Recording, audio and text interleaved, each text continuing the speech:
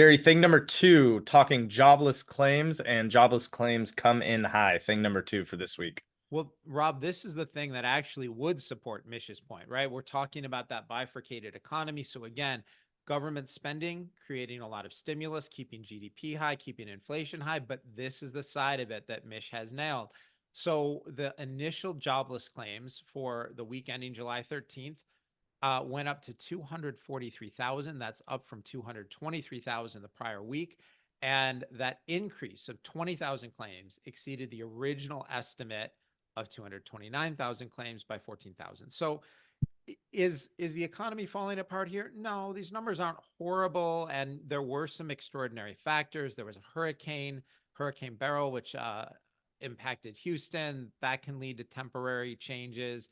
The end of a U.S. holiday period, we just had the July 4th holiday. That can lead to fluctuations. And again, Rob, how many times have we said the employment numbers are not accurate?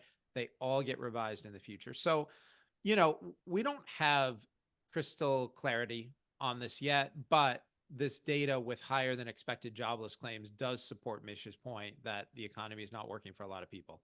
So it seems like, Gary, the Fed needs to prioritize just from an objective standpoint, right? Are we going to continue to curb inflation or try to with higher rates? Or does this jobless claim post increasing put their objective to, hey, maybe we do need to cut rates?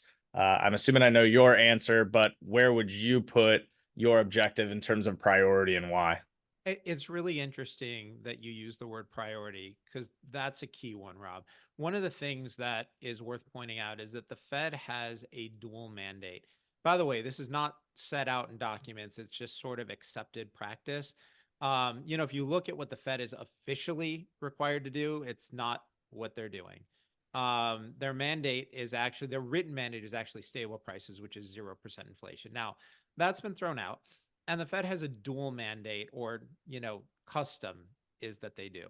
And so they're aiming for inflation of 2% or so. And they're trying to have maximum employment. Now, often those two things work against each other, right? If the economy is running hot, lots of people getting jobs, you'll have more inflation. The way that you get lower inflation is to cool off the economy, and that will lead to more job losses.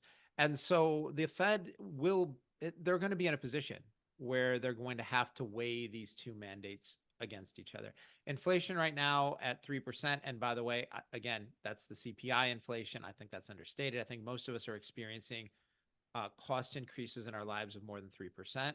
But that's running hot. But with employment, the employment statistics looking worse, more unemployment claims, that would lean more in Mish's direction where, Powell doesn't necessarily want tons of people out of work.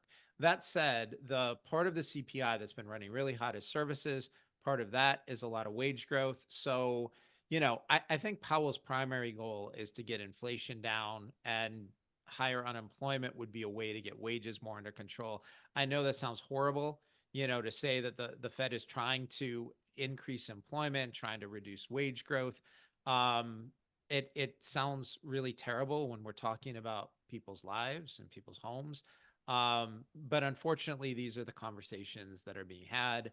My solution, all of us, if you're disturbed by what I'm saying, first of all, don't blame me. I didn't make it this way.